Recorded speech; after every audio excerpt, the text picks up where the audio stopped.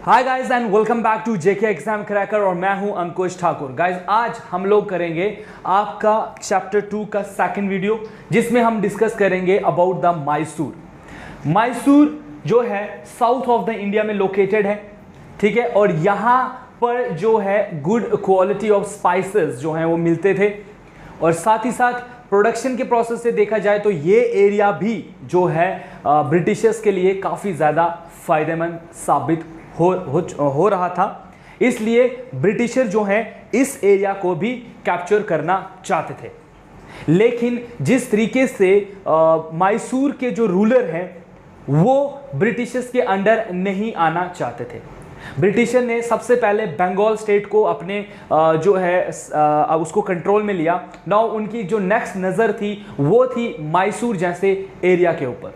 लेकिन जो वहाँ के रूलर थे वो लगातार ब्रिटिशर्स को जो है वो चैलेंज कर रहे हैं कि हम आपके पार्ट नहीं बनेंगे, we are happy with independence, हम इंडिपेंडेंटली खुश हैं, हमें आपके अंडर आने की ज़रूरत नहीं है। तो लगातार हम लोग ये देखेंगे कि मैसूर को ऐसा नहीं है कि 1 या 2 या 3 वॉर्स में जो है वो जीता जाएगा, बल्कि 4 वॉर्स लड़ी जाएंगी, और 4 वॉर्स लड़ी जाएंगी, और नियर अबाउट 32 ईयर्स जो हैं वो लगे थे ब्रिटिशर्स को कब्जा करने में मैसूर जैसे एरिया को।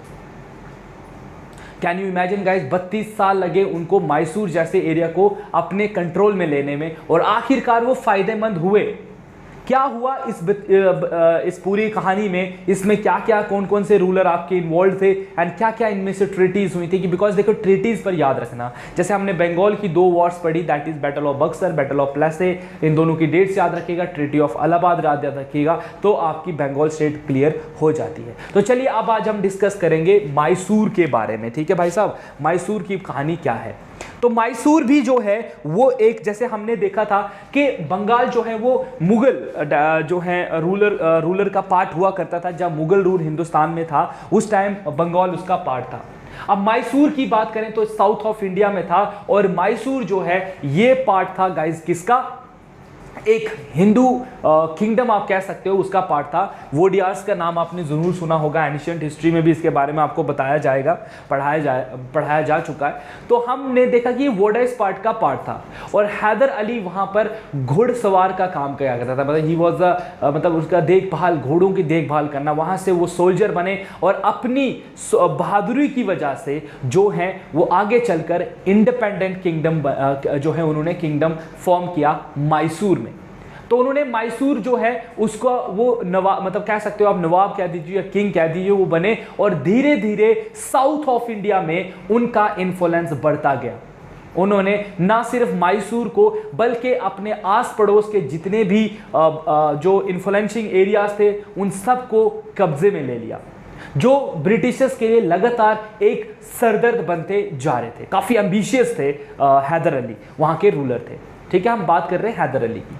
हैदर अली ने क्या किया, मैसूर को जब इंडिपेंडेंट किया और वहां के रूलर बने, साथ ही आस पड़ोस के जितने भी उनके एरियाज थे उनको एक एक करके कब्जा करना स्टार्ट कर गए, और साथ ही साथ फ्रेंच के साथ जो है अपनी दोस्ती काफी जो है बढ़ाते गए, जो ब्रिटिशर्स के लिए लगातार एक सरदर्द का काम बनते जा रहे थे, ठीक है। और ब्रिटिशर अब चाहते थे कि इस हैदर अली को जल्द से जल्द पावर से हटा दिया जाए और मैसूर को जो है वो कब्जे में ले लिया जाए।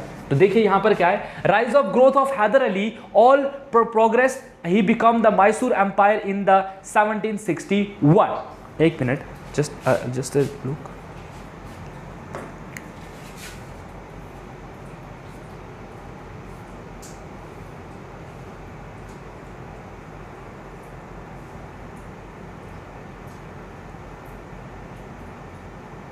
ठीक है, तो आपने यहां पर याद रखना है सिर्फ एक चीज कि यहां पर 4 मिलिट्री कन्फ्रंटेशन की गई है।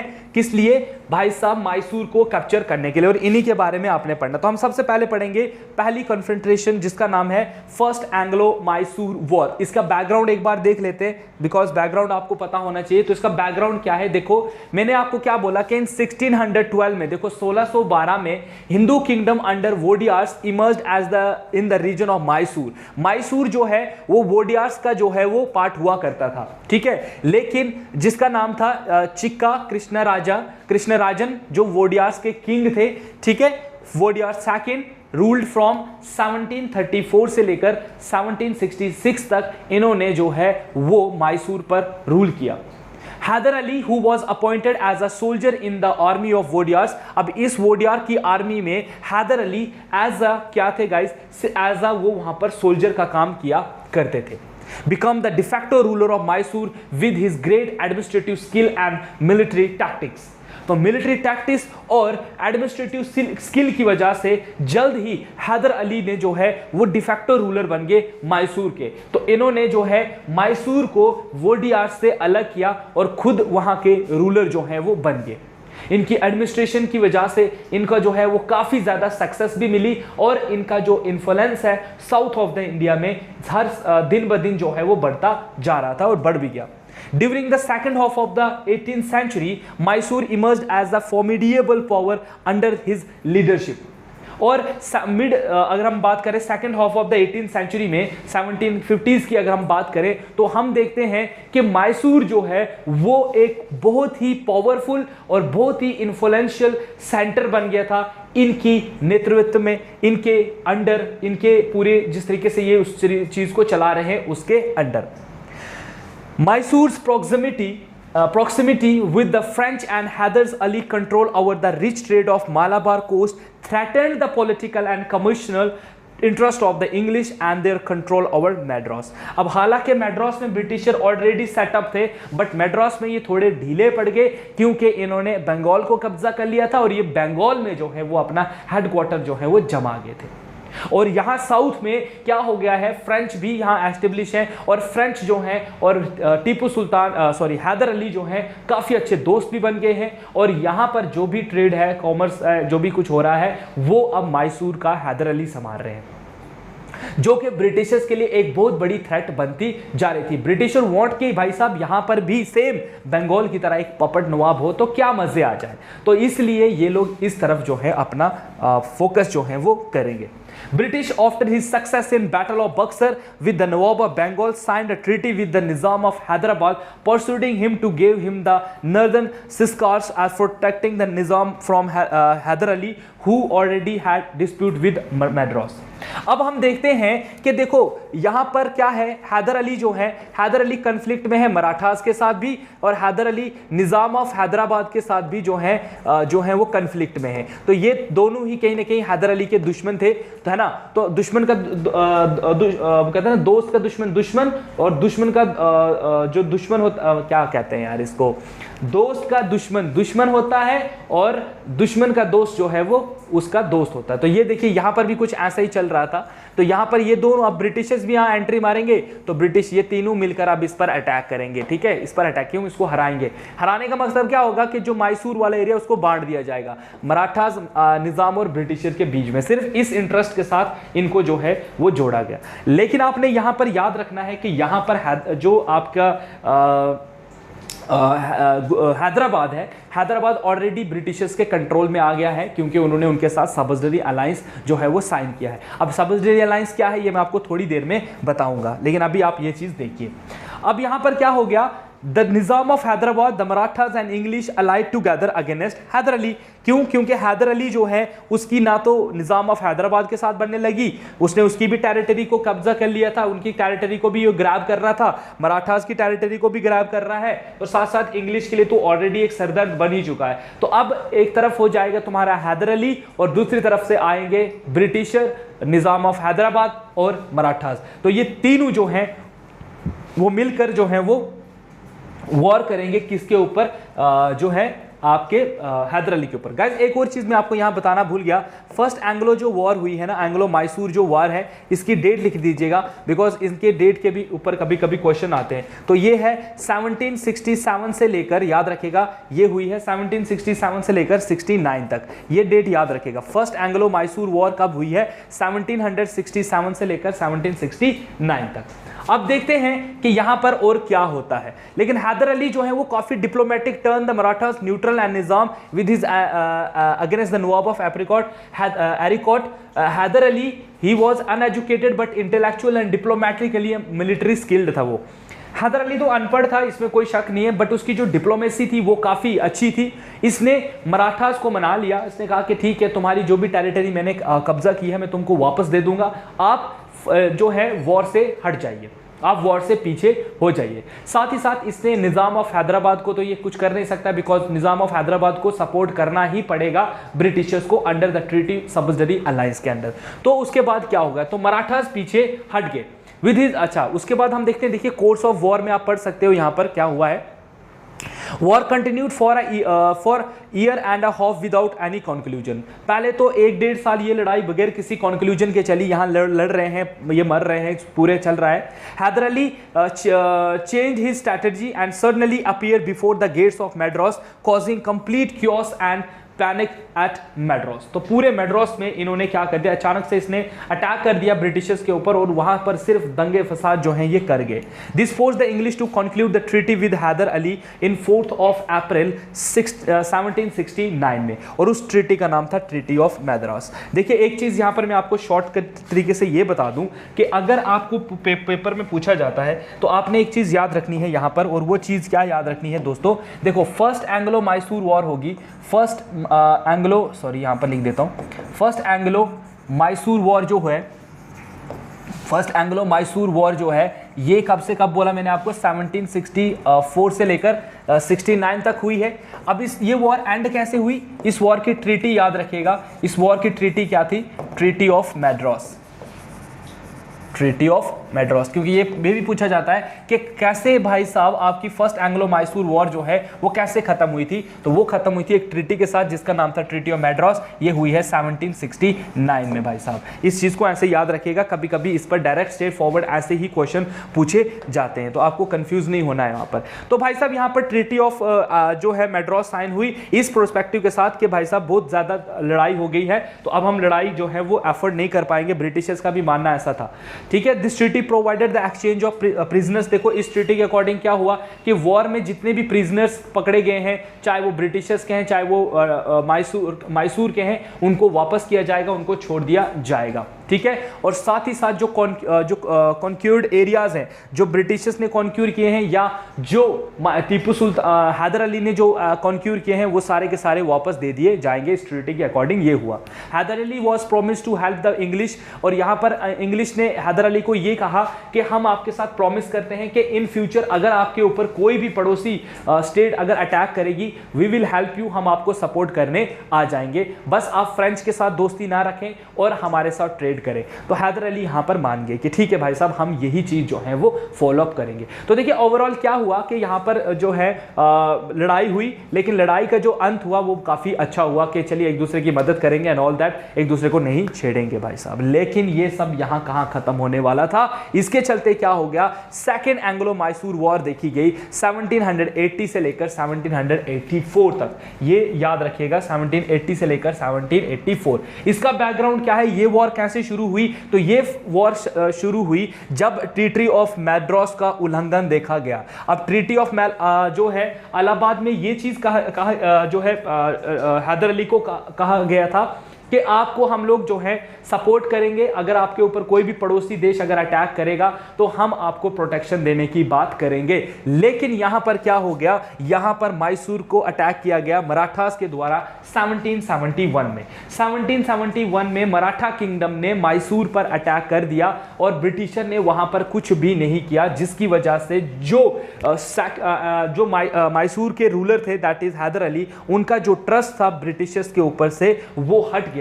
ब्रिटिश हैदर अली ने इस टाइम पर देखा कि उनकी मदद फ्रेंच के जो ऑफिसर्स थे उन्होंने बहुत अच्छे से करी, ठीक है। फ्रेंच के जो ऑफिसर थे उन्होंने काफी अच्छे से जो है वो मदद करी, इसलिए उन्होंने अब फ्रेंच के साथ समझौता करना स्टार्ट कर दिया। So more ever Haidar Ali founded French more resourceful in terms of fulfilling the army's requirements of gun, saltpetre and lead. ये देने में, मतलब कहीं ना कहीं हथियार अभी फ्रेंच ने उसकी मदद की कि तेरे पे अटैक हो रहा है तो हम तेरी हेल्प करते हैं, जबकि ये हेल्प ब्रिटिशर्स ने प्रॉमिस किया था उसके साथ करने की। तो यहां से हैदर अली के जो है फिर से ब्रिटिशर्स के लिए नफरत पैदा हो गई। Consequently he started importing French war material to Mysore through Mahe French possession on the Malabar coast. This increasing friendship with the to raise the concern of the British. अब ये भी फिर से ब्रिटिशर्स के लिए कंसर्न बन गया। Consequently the British tried the capture Mahe which was under Haidar Ali protection. अब फिर से ब्रिटिशर चाहते थे कि यार अब यहां से लड़ाई होने के रीजन क्या है। एक पहला रीजन आप ये कह सकते हो कि हैदर अली का ट्रस्ट टूट जाना ब्रिटिशर्स के ऊपर से और फ्रेंच के ऊपर ट्रस्ट करना, ये एक रीजन है। दूसरा यहां पर रीजन ये भी आप कह सकते हो कि ब्रिटिशर्स ने देखा कि हैदर अली जो है वो फ्रेंच के साथ काफी अच्छी दोस्ती बना रहे हैं, उनसे मटेरियल भी ले रहे हैं, उनको मटेरियल दे भी रहे हैं। ये भी एक रीजन है दोनों के कंफ्लिक्ट के में आने का। तो भाई साहब ये चीज जो है यहां पर हुई। अब कोर्स ऑफ द वॉर को अगर हम देखें, इस पूरे वॉर में क्या चला, क्या हुआ, तो यहां पर देखिए क्या है, Haidar Ali forced alliance with Marathas and the Nizam against the British. लेकिन यहां पर क्या हो गया, आखिरकार जैसे ही ब्रिटिशर्स ने फिर से हैदर अली की तरफ जो है वो वॉर छेड़ दी, तो यहां पर हैदर अली ने क्या कर दिया, एक जो है हैदर अली ने फोर्ज किया एक अलायंस जो मराठास और निजाम के साथ, किसके खिलाफ, ब्रिटिशर्स के खिलाफ। He attack Carnatic and capture Arcot, defeated English army. और इसने सबसे पहले जो अटैक किया उसमें इसने ब्रिटिशर्स को हरा दिया। और इस टाइम ब्रिटिश आर्मी जो है वो कॉर्नल बैली लेकर आए थे इन 1781 में। लेकिन जल्दी ही हमने देखा कि हैदर अली की जो है वो मौत हो जाती है ड्यू टू कैंसर। उनको कैंसर था और कैंसर की वजह से उनकी मौत हो गई 7 दिसंबर 1782 ईस्वी में। 7 ऑफ दिसंबर 1782 में हैदर अली जो है वो मर जाते हैं बिकॉज ऑफ किसकी वजह से, कैंसर की वजह से। व्हाट हैपेंड नेक्स्ट, दिस सन टीपू सुल्तान जो है अब वहां से आगे की भागदौड़ संभालेंगे। 1 ईयर तक इन्होंने वॉर लड़ी विदाउट एनी पॉजिटिव आउटकम, इनको कोई भी आउटकम नहीं मिला और ये इस वॉर में लड़ते रहे।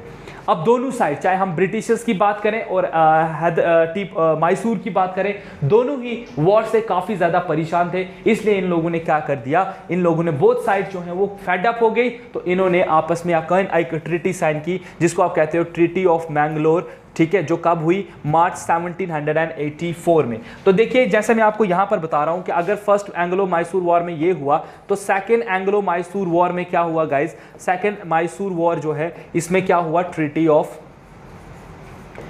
ऑफ मैंगलोर, ठीक है, ट्रीटी ऑफ मैंगलोर याद रखिएगा 1784, ठीक है, 1784। ऐसे ही आप हर वॉर के बाद जो है ट्रीटी का याद रखिएगा क्योंकि इन पर जो है वो क्वेश्चन पूछे जाते हैं। नाउ व्हाट हैपेंड नेक्स्ट, अब देखो यहाँ पर ट्रीटी ऑफ हुई मार्च 1784 में, अंडर विच, जिसके अंदर जो है parties give up the territories they have taken from each other. Again यहाँ पर वही बात हुई कि हम लोगों ने जो एक दूसरे की टेरिटरीज को ग्रैब किया है हम वो वापस कर देते हैं और एकदम सुलह करके इस वॉर को जो है हम लोग खत्म कर देते हैं। तो इस उम्मीद के साथ इन्होंने जो है इस ट्रीटी को साइन किया।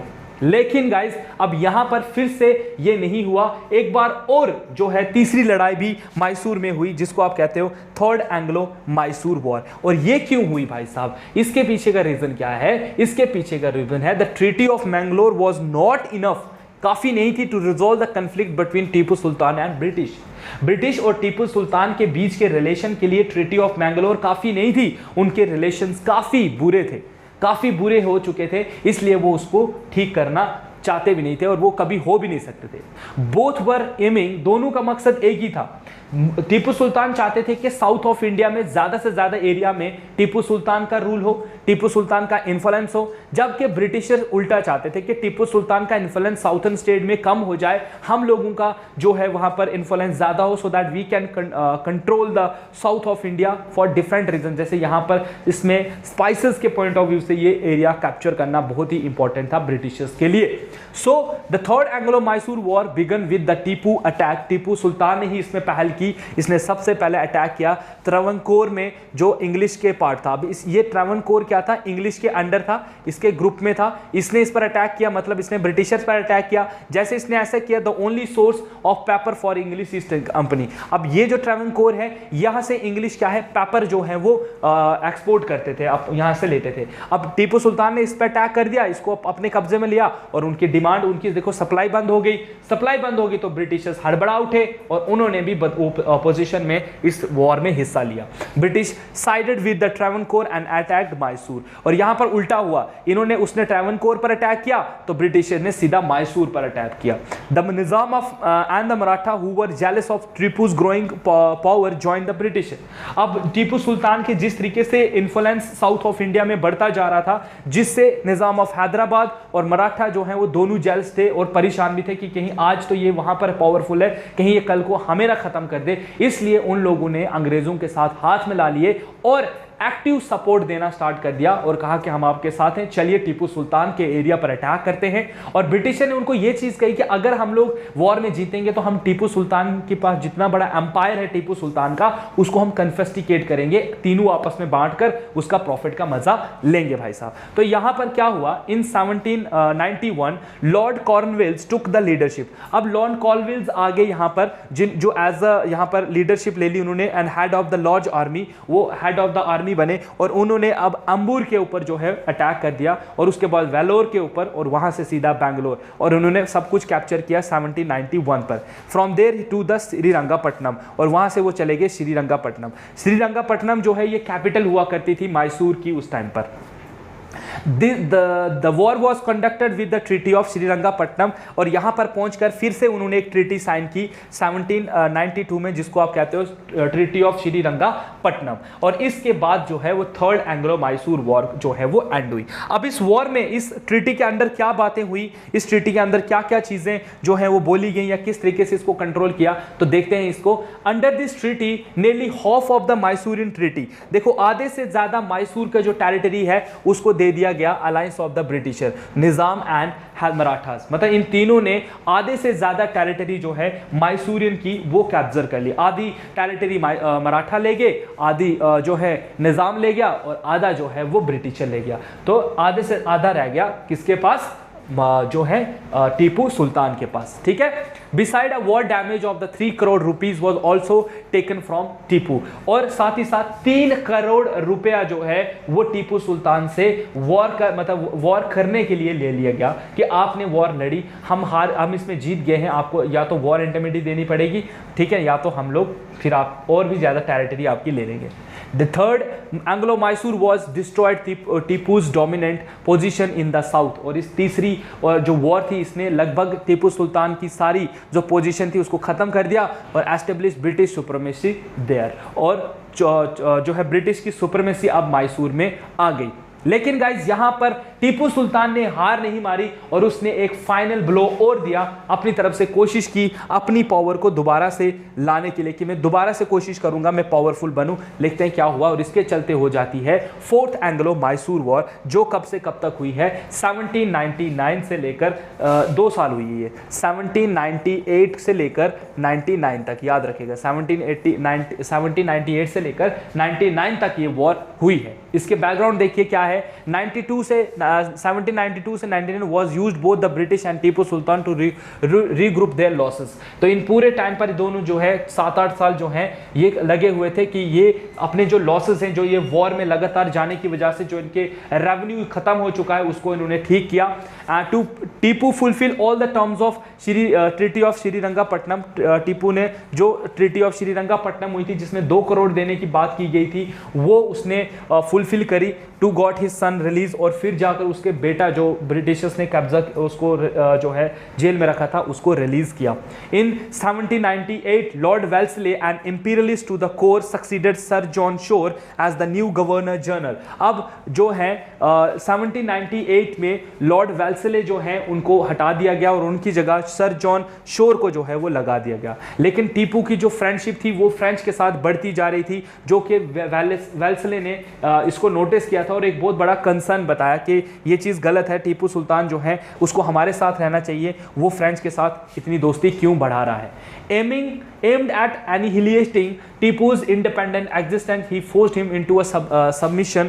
इसने कहा कि तुम हमें सबमिशन कर दो through the system of subsidiary alliance. Guys यहाँ पर मैं 2 चीज़ें आज आपको बताऊंगा, सब्सिडरी अलायंस क्या होता है इसके बारे में। इतना याद रखिएगा कि subsidiary alliance is started by Lord Wellesley ने जो है इसको इंडिया में स्टार्ट किया था, ये चीज़ याद रखिएगा।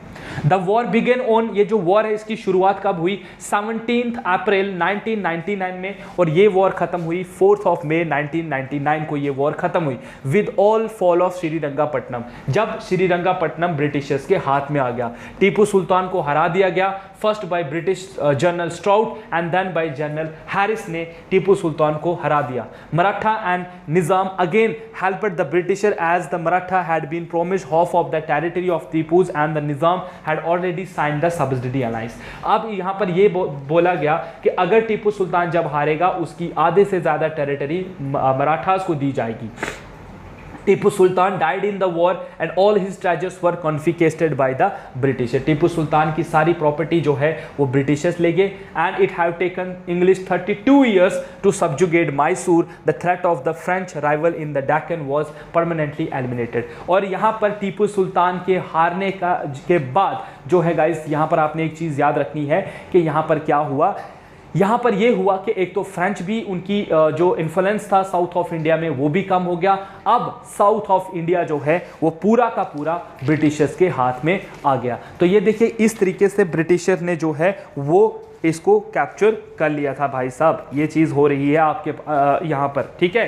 सो ये सब चीज़ें आपने याद रखनी है, कौन सी ट्रीटी कब साइन हुई है, श्रीरंगापट्टनम ट्रीटी कब हुई एंड ऑल दैट कब हुई। देखिए कुछ चीज़ें हैं जो एग्जाम में मैंने देखा है कि पूछी गई हैं, अब आपको ये चीज़ें पता होनी चाहिए। जैसे टीपू सुल्तान के बारे में अगर मैं आपको बता दूं, ठीक है, टीपू सुल्तान के बारे में आपको कुछ चीज़ें पता होनी चाहिए, ठीक है। सबसे पहले इनको टाइगर ऑफ मैसूर कहा जाता है, ये भी आपको पता होना चाहिए, टाइगर ऑफ मैसूर कहा जाता है इनको। ये लिख दीजिएगा अपनी कॉपी पर जो आपके पास नोट्स हैं। So who is known by the name of tiger of Mysore, तो ये कौन थे, टाइगर ऑफ मैसूर कौन थे? तो टाइगर ऑफ मैसूर थे टीपू सुल्तान। उसके बाद आपने एक और चीज़ याद रखनी है, he was well educated in, he was well educated, ये वेल एजुकेटेड थे, ठीक है, वेल एजुकेटेड। और कौन कौन सी भाषा को ये यूज़ करना जानते थे? He was well educated in Arabic, ये भी क्वेश्चन पूछा गया है। पर्शियन, ये अरेबिक पर्शियन जानते थे, एंड साथ ही साथ ये एंड उर्दू, एंड उर्दू, ठीक है, ये उर्दू भाषा का यूज़ करते थे, ठीक है। Well educated in Arabic, Persian and Urdu. उसके बाद हम इनके बारे में एक और चीज़ मैं आपको बताऊं, इसने जो he organized his family, he organized his army, he organized his army with the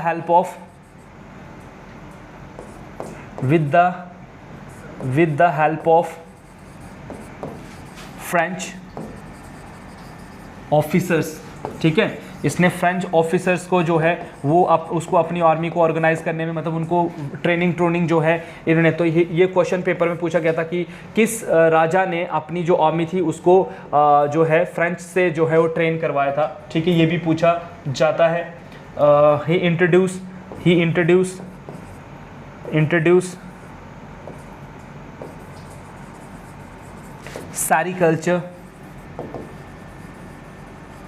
इन मैसूर में इसने सेरिकल्चर को जो है वो स्टार्ट किया, मतलब उसको शुरू किया था। उसके बाद इसके बारे में एक और चीज़ याद रखिएगा, he was the member of French based Jacobin club. ये जोकोबियन क्लब जो है ये फ्रेंच में बने थे, ठीक है, और ये उसका पार्ट था। इसने भी जोकोबियन क्लब को जो है वो ज्वाइन किया था। उसके बाद एक और चीज़ आपने टीपू सुल्तान के बारे में याद रखनी है, और वो क्या है, वो है he planted the tree of liberty, tree of liberty. कहाँ पर? अपनी कैपिटल, कहाँ पर है इसकी capital? Srirangapatnam. In his capital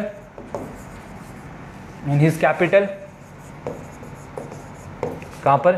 Srirangapatnam.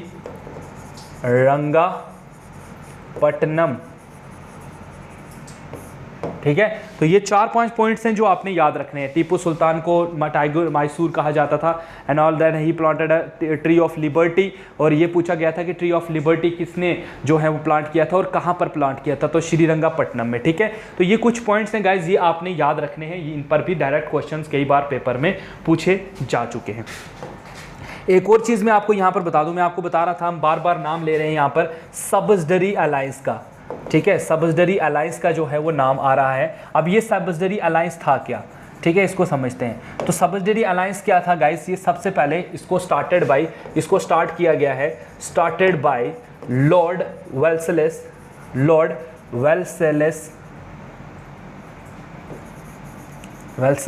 ठीक है, लॉर्ड वेल्सले ने इसको इंडिया में शुरू किया था। और कब शुरू किया था, 1798 में। ठीक है, 1798 में लॉर्ड वेल्सले ने इसको साइन किया था। अब देखो इसके अंडर क्या होगा, इसके अंडर क्या होता था, कोई भी जो किंग होगा ना, ये समझ लो इस पॉइंट को, जो किंग होगा नो स्टैंडिंग आर्मी, उसकी कोई भी स्टैंडिंग आर्मी नहीं होगी। ठीक है, तो उसकी कोई स्टैंडिंग आर्मी नहीं होगी, बल्कि उसकी जो आर्मी है उसको प्रोवाइडेड बाय, आर्मी जो है वो प्रोवाइड की जाएगी बाय ब्रिटिशर्स। ठीक है, क्या की जाएगी, ब्रिटिशर्स के द्वारा यहाँ पर उसको प्रोटेक्शन देने की बात की जाएगी। जब भी कभी रूलर को, अगर जिस किंग को लड़ना है किसी के साथ, या किसी के साथ कोई भी उसकी वॉर अफेयर चल रहे हैं, तो ब्रिटिशर उसकी तरफ से लड़ेंगे। बदले में ये किंग उनको क्या देगा, मनी देगा, पैसा देगा, मनी देगा। ठीक है, मनी देगा, पैसा देगा। और यहाँ पर तो कहीं ना कहीं उसके जो मेन रीजन था, उसके जो हाथ थे वही काट दिए गए। तो यह राजा यहाँ पर कुछ नहीं कर सकता था, राजा सिर्फ पैसा दे सकता था और कुछ नहीं कर सकता। तो ये था सब्सिडरी अलायंस। ठीक है, तो आई होप सो कि ये चीज़ आपको पता जो है वो चलनी चाहिए। और जो फर्स्ट स्टेट थी जो सब्सिडरी अलायंस के अंडर जिसको कैप्चर किया गया था, आई मीन टू से जिसके साथ जिसको यहाँ पर लिया गया है, तो वो थी हैदराबाद। अभी थोड़ी देर पहले हम हैदराबाद का नाम ले रहे थे ना, मैंने आपको बोला था कि हैदराबाद नहीं लड़ा, मतलब ले सकती थी बिकॉज उसने सब्सिडरी अलायंस साइन किया हुआ था। तो सब्सिडरी अलायंस का मतलब क्या हुआ कि मान लीजिए मैं कोई राजा हूँ, तो मैं अपनी कोई भी स्टैंड में आर्मी नहीं रख सकता हूँ। मेरी आर्मी कौन है, मेरी आर्मी होगी ब्रिटिशर्स। मैं ब्रिटिशर्स को पैसे दूंगा, जब मुझे वॉर लगेगी मैं ब्रिटिशर को बोलूंगा हाँ मुझे उस राजा के ऊपर अटैक करना है, चलो, तो मैं फिर अपनी थोड़ी सी, जो मेरे पास थोड़ी आर्मी होगी, ज्यादा नहीं रख सकता हूं मैं, तो मैं अपनी आर्मी लेकर और प्लस ब्रिटिशर की आर्मी लेकर मैं अटैक करूंगा। और अगर मुझे नहीं लड़ना है किसी के साथ, तब भी मुझे जो है वो लगातार रेवेन्यू देना पड़ेगा। तो वो कहीं ना कहीं ये इसको कहते हैं हम लोग सब्सिडरी अलायंस। ठीक है, तो ये क्या थी, एक रिप्रेसिव पॉलिसी थी ब्रिटिशर्स की, जो कि काफी ज्यादा मतलब डिवोस्टेटिंग बनी आगे चलकर। ये बहुत सारे रूलर्स तो अपने जो है एम्पायर ही खो बैठे, क्योंकि वो कभी लड़े ही नहीं पूरी लाइफ, तो उनको फ्री में जो है वो ब्रिटिशर को पैसा देना पड़ा। तो ये थी गाइज आज की क्लास, और इसमें हमने डिस्कस किया क्या चीज़, हमने डिस्कस किया मैसूर को किस तरीके से कैप्चर जो है वो कर दिया गया। देखिए, आपने टीपू सुल्तान, हैदर अली के बारे में पढ़ा, इनके आपने साथ ही साथ आपने पढ़ा कि इनमें होने वाली जो ट्रीटीज थी वो काफ़ी इंपॉर्टेंट है, जिन पर क्वेश्चंस रहते हैं। और जल्द ही जैसे ये टॉपिक खत्म हो जाएगा, इसके बाद हम लोग जो हैं वो आपके एमसीक्यूज करेंगे, और एमसीक्यूज के बाद ही आपको पता चलेगा कि एग्जाम में किस तरीके से क्वेश्चन रहते हैं। सो आज की वीडियो के लिए बस इतना ही गाइस। कल आपसे फिर मुलाकात होगी कुछ ऐसे ही और टॉपिक्स के साथ, कुछ ऐसे ही इंटरेस्टिंग फैक्ट्स के साथ। तब तक stay tuned with JK exam cracker guys. अगर आप पहली बार वीडियो को देख रहे हो तो चैनल को सब्सक्राइब करो। आपको वीडियो लेक्चर कैसा लगा उसके बारे में बताओ, कौन सी चीज़ आपको समझ नहीं आई आप उसके बारे में भी बता सकते हो। बाकी गाइस जो भी आपकी तरफ से कोई भी क्वेरी है या कुछ भी है, आप हमें कॉल कर सकते हो हमारे नंबर्स पर। हमारे नंबर्स आपको हमारे स्क्रीन पर या हमारे डिस्क्रिप्शन में गिवन है, आप वहां से हमें कॉल कर सकते हो। तो कल चलिए गाइस, फिर आज के लिए बस इतना ही, कल मिलते हैं। तब तक good bye, take care and have a nice day guys. Thank you so much for watching this video guys.